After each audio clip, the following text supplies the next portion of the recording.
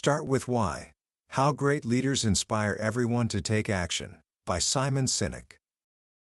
Introduction. Imagine it's the early 1900s.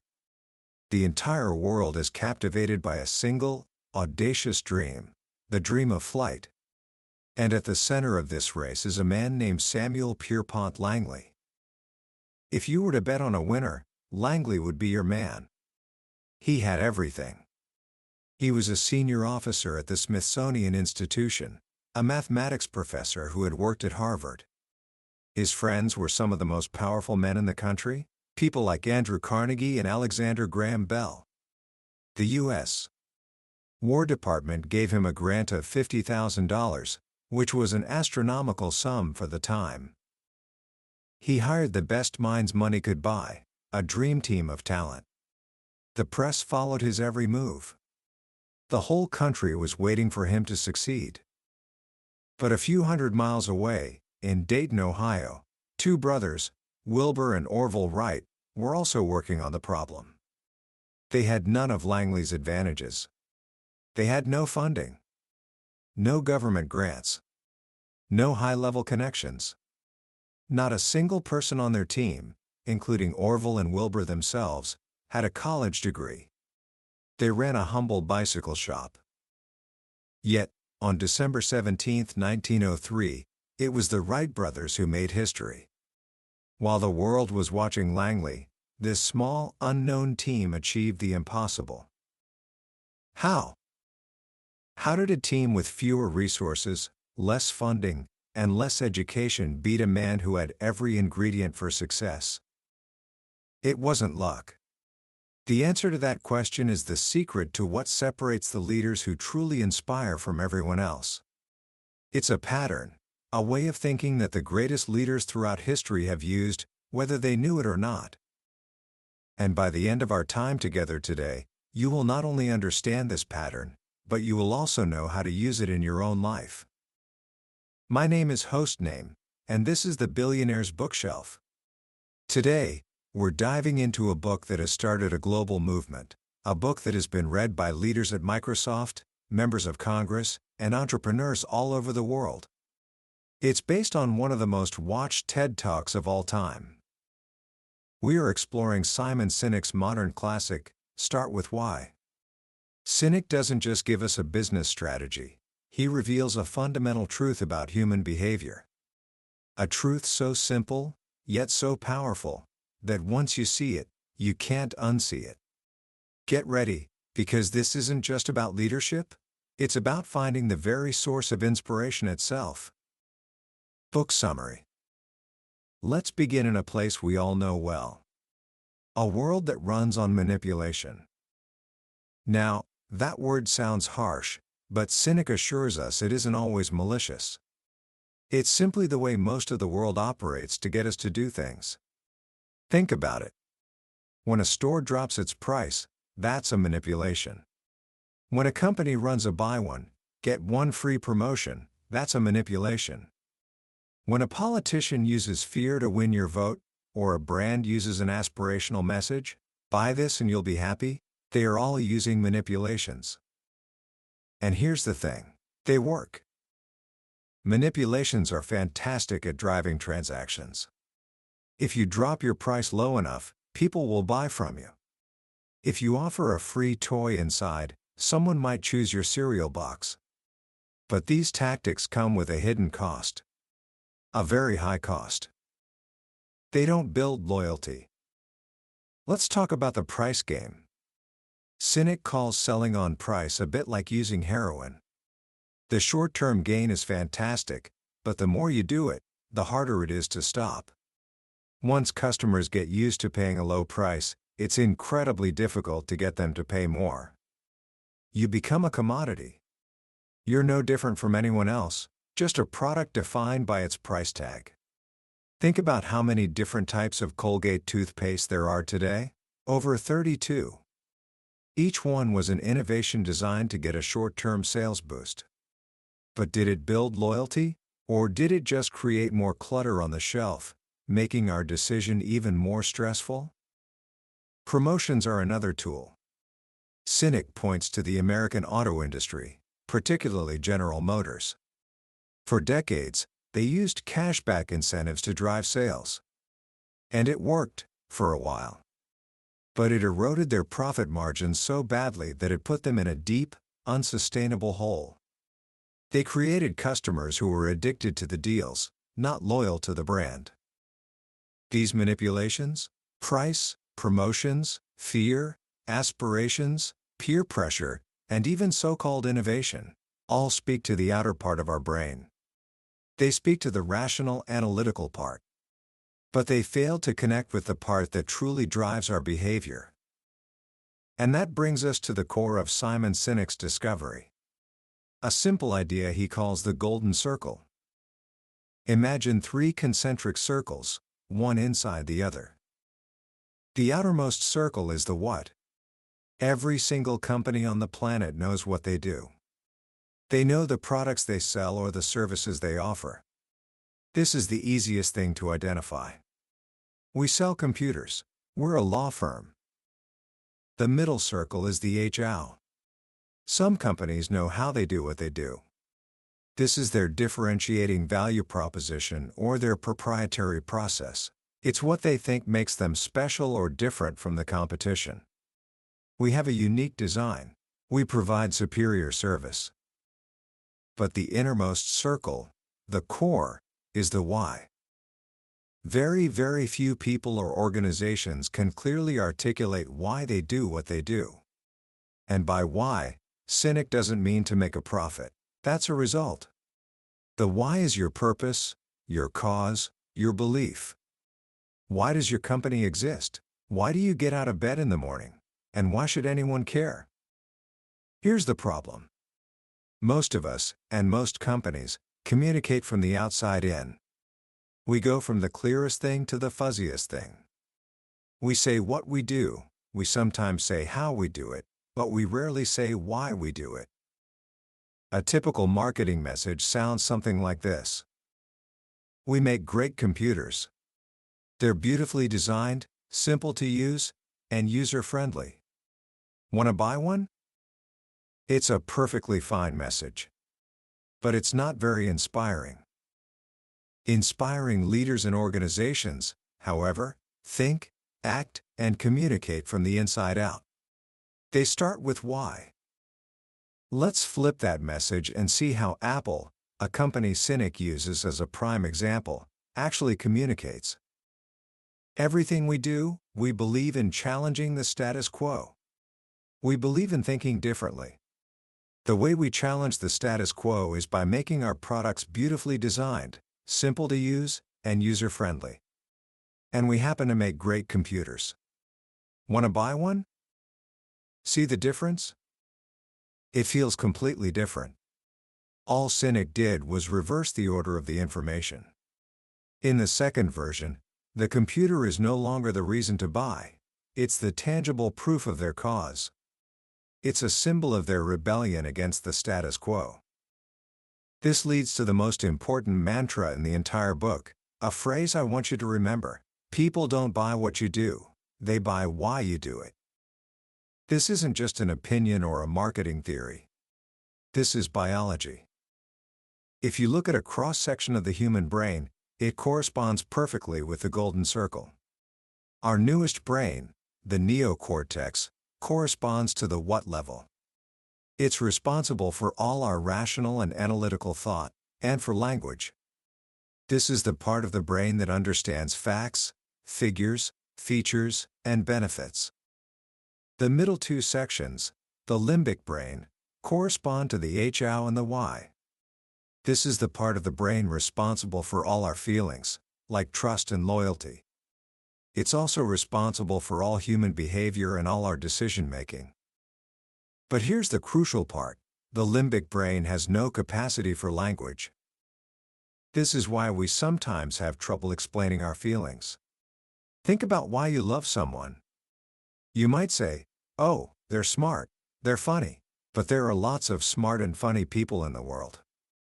You don't love all of them. The real reason you love that person is a feeling, a gut instinct, that's incredibly hard to put into words. This is where gut decisions come from. They don't happen in your stomach, they happen in your limbic brain.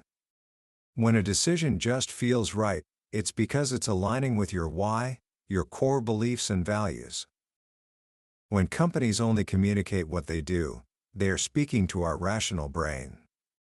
We can understand all the facts and features, but it doesn't drive behavior.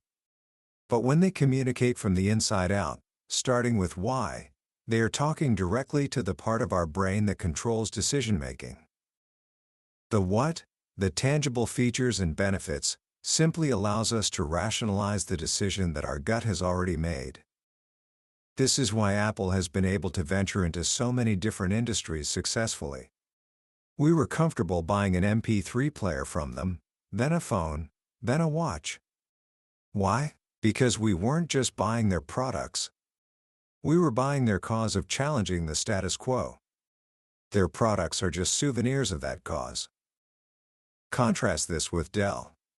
Dell makes good quality computers.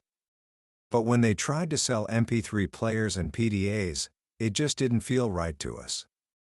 We see them as a computer company. Their why is fuzzy.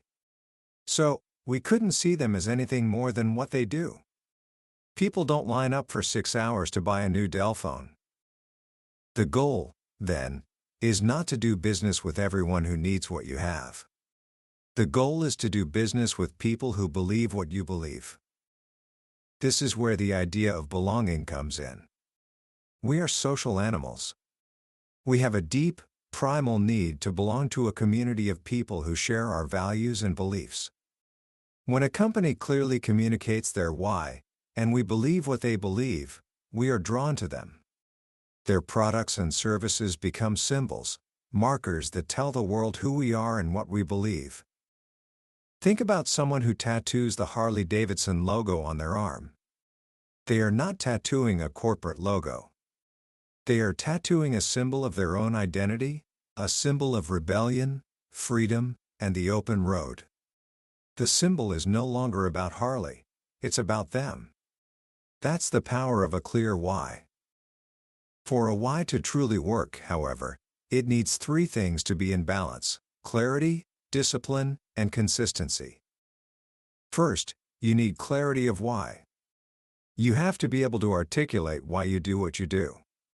If you don't know your why, how will anyone else? Second, you need the discipline of how. Your hows are your values or guiding principles. They are the actions you take to bring your why to life. This is the hardest part. Sinek says that for values to be effective, they have to be verbs. It's not integrity, it's always do the right thing. It's not innovation, it's look at the problem from a different angle. Verbs are actionable. You can hold people accountable to them. Third, you need consistency of what? Everything you say and everything you do has to prove what you believe. Your products, your services, your marketing, your culture, they all must be consistent with your why. This is where authenticity comes from. Authenticity isn't something you can just decide to be. Authenticity is the result of your golden circle being in balance. It's when you say and do the things you actually believe. Sinek offers a beautiful and simple metaphor for this: the celery test. Imagine you're at a dinner party, and all these successful people are giving you advice. One person says, "You need mandamas in your business. We made millions with mandamas." Another says, "Rice milk is the future. All the data shows it." A third person swears by Oreo cookies. So, you go to the supermarket and you buy mandams, rice milk, and Oreos. You might get some value from them, you might not. But when you're standing in the checkout line, no one can see what you believe. Your cart is just a random collection of things. But what if you knew your why before you went to the store? What if your why is to live a healthy lifestyle? You get all the same advice. But this time, you only buy the rice milk and celery. Why? Because only those items pass the test. It's not that Oreos are bad advice, it's just not good advice for you. When your decisions are filtered through your why, you save time, you save money, and most importantly, when you're standing in that checkout line, people can look at your cart and see what you believe. You start attracting people who believe what you believe. This is how great organizations build trust. Trust doesn't emerge from a checklist of rational features. Trust is a feeling. It emerges when we sense that another person or organization is driven by something other than their own self-gain. When we feel they share our values. Sinek tells the powerful story of Gordon Bethune, who took over Continental Airlines in 1994. At the time, it was the worst airline in the industry. Employees were ashamed to work there. The culture was toxic. The executive floor was literally locked down, with armed guards. Bethune understood that a company is just a collection of people. He knew that if he wanted to turn the company around, he had to build trust. He started by focusing on the employees first, not the customers. He believed, as Herb Kelleher of Southwest Airlines did, that happy employees would lead to happy customers, which would lead to happy shareholders, in that order. He got rid of the security on the executive floor and instituted an open-door policy. He created a simple, shared goal.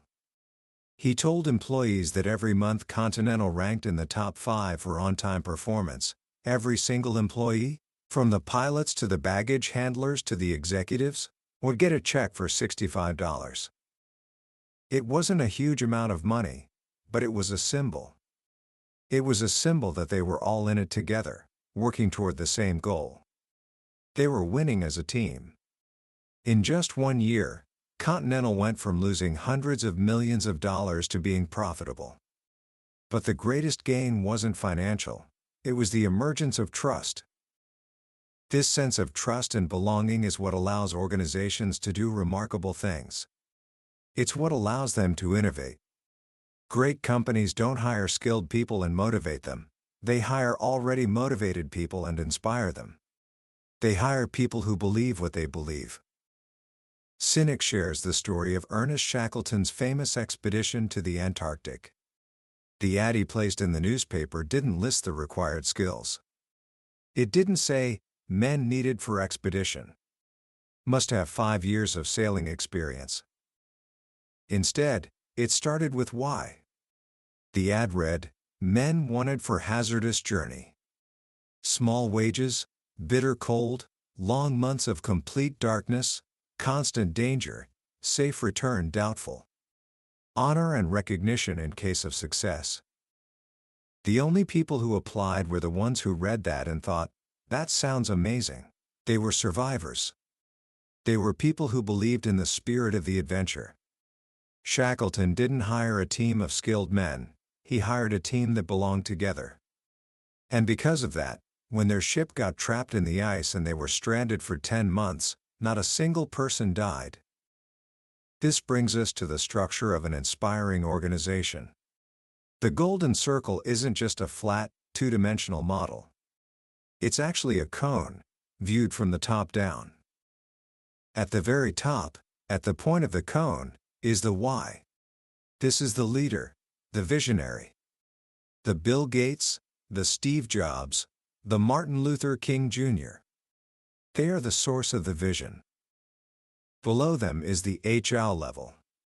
These are the senior executives, the builders. They are inspired by the leader's vision and know how to bring it to life. They create the systems, the processes, and the culture. At the wide base of the cone is the what level.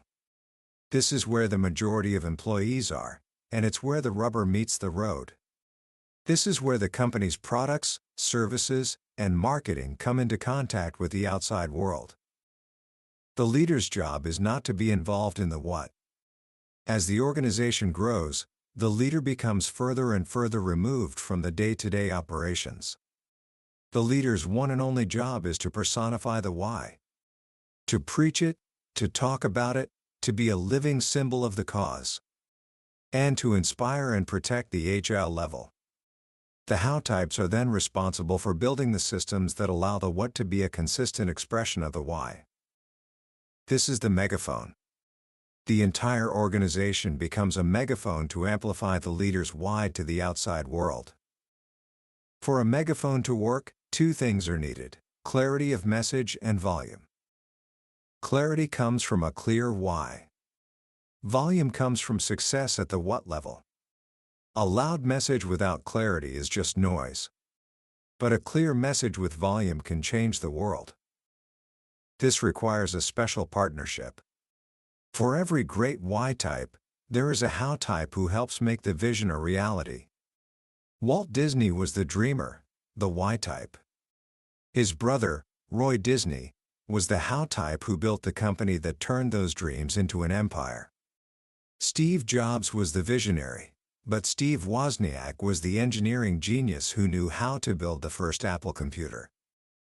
The visionary imagines the destination. The builder figures out the route to get there. One without the other is incomplete. This brings us to one of the most important concepts for achieving mass market success: the law of diffusion of innovations. This law explains how ideas and products spread through a population. The population is broken into a bell curve. At the very beginning are the innovators 2.5%, followed by the early adopters 13.5%. Then comes the bulk of the population, the early majority 34% and the late majority 34%. Finally, at the very end, are the laggards 16%. The people on the left side of the curve, the innovators and early adopters, are the ones who are comfortable trusting their gut. They are the risk takers. They are the ones who will stand in line for 6 hours to buy the first iPhone, not because the technology is perfect, but because they want to be first. Their purchase says something about who they are. The majority in the middle, however, are more practical. They won't try something until someone else has tried it first. They need a trusted recommendation. The mistake most companies make is they try to market their products directly to the mass market in the middle of the curve. But this is incredibly difficult and expensive, because this group doesn't buy new ideas. They buy proven ones. To reach the tipping point, that magical moment where an idea takes off, you must first win over the left side of the curve. You must achieve between 15 to 18% market penetration. You don't target everyone. You target the people who believe what you believe. They will be your most loyal champions, and they will be the ones to tell the majority that your idea is safe to try. Sinek uses the tragic story of TiVo as a cautionary tale. TiVo had a revolutionary product, incredible brand recognition, it became a verb, and plenty of funding. They had everything. But they failed to achieve mass market success. Why? They marketed what their product did, not why it existed. Their message was, "We have a new product." It pauses live TV. It skips commercials. The practical-minded majority responded with, "I don't get it. I don't need it. You're scaring me." TiVo never focused on the early adopters who would have been drawn to their why, a belief in having total control over your life and your entertainment. They aimed for the middle and fell into the chasm between the early adopters and the majority. The greatest challenge any organization faces, Sinek warns, is success. When an organization is small, the founder's why is clear. It's infused in everything they do.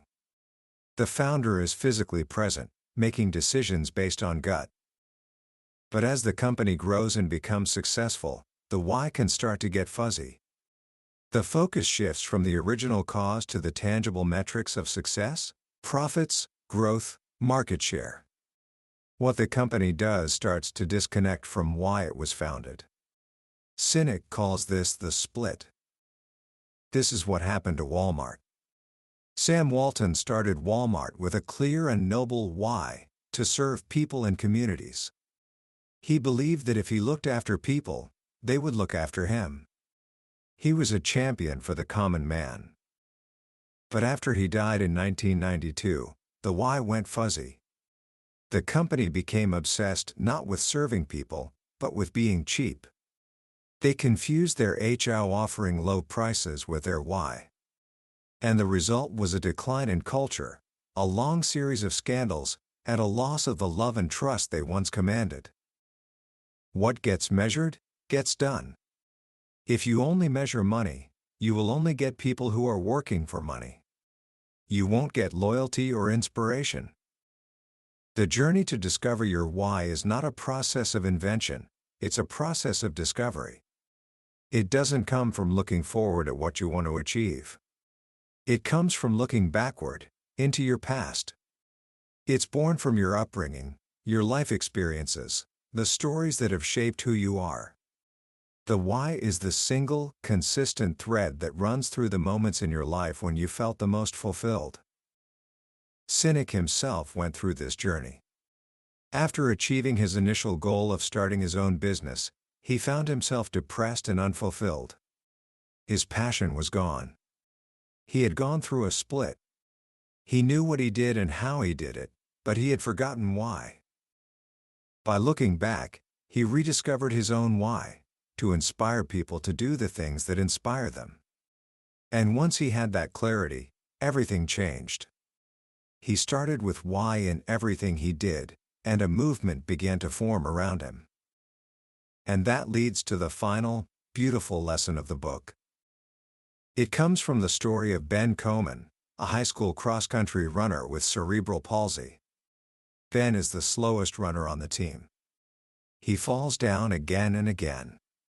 While the other runners finish in about 25 minutes, it takes Ben over 45. But something remarkable happens after everyone else has finished. They don't go home. They turn around, and they all run back to join Ben. They run with him. When he falls, they help him up. When he finally crosses the finish line, bruised and exhausted, he is surrounded by his entire team and dozens of others, all cheering for him. When you compete against everyone else, no one wants to help you. But when you compete against yourself, everyone wants to help you. Ben Komen isn't trying to beat the other runners. He's only trying to beat his own time. He shows up every day with a clear sense of why he is running. He runs not to win against others, but to win against himself. And that is the new competition.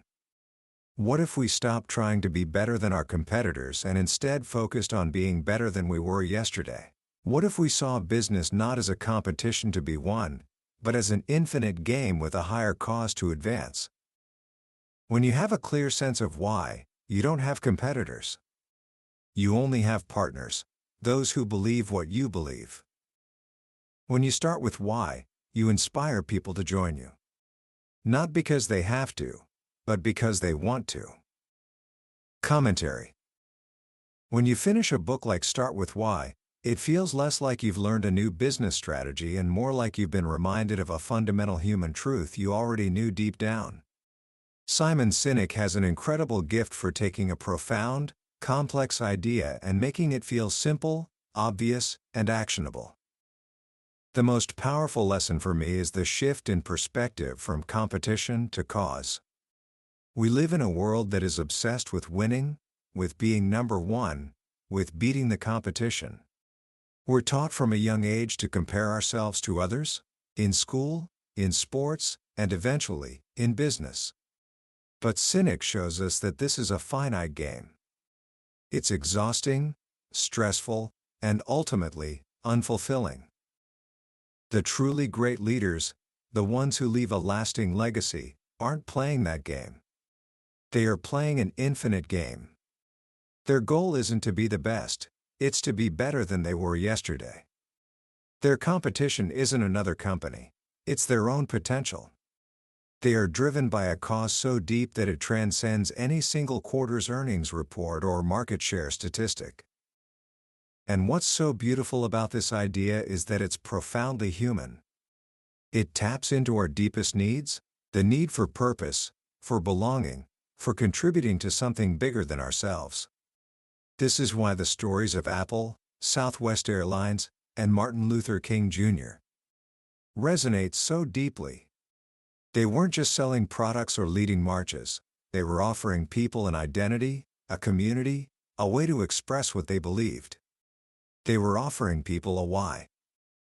This book isn't just for CEOs or entrepreneurs.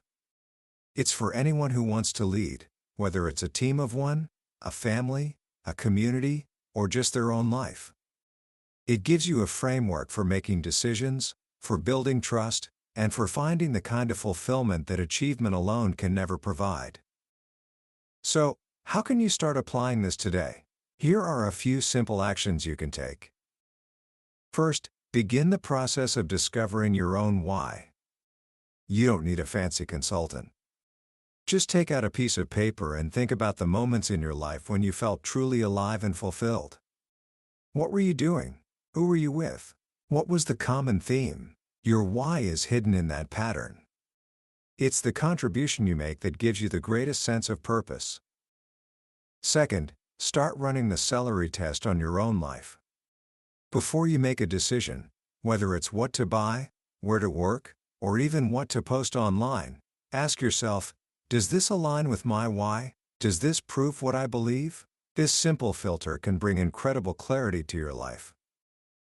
And third, try communicating from the inside out. The next time you're explaining something you're passionate about, don't start with what it is. Start with why it matters to you. Watch how people respond. You'll notice that you're not just conveying information, you're creating a connection. That was a summary of Start With Why by Simon Sinek. We've explored the core ideas today, but honestly, a summary is like looking at a photograph of a magnificent landscape. It gives you an idea of its beauty, but it's nothing compared to the feeling of actually being there.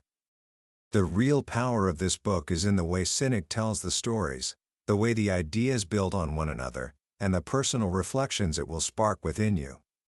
This summary is your map, but the treasure is found by taking the journey yourself. If any of these ideas have stirred something in you, I encourage you to pick up a copy. Reading it isn't just about learning. It's an experience that can fundamentally change how you see your role in the world. The link to the book is in the description below. Also, if you found this journey valuable and want to explore more of the ideas that have shaped the world's greatest minds, please take a moment to subscribe and give this video a like. It helps us reach more curious people like you, and ensures you won't miss our next deep dive into another life-changing book. Let's keep learning, and let's keep growing together.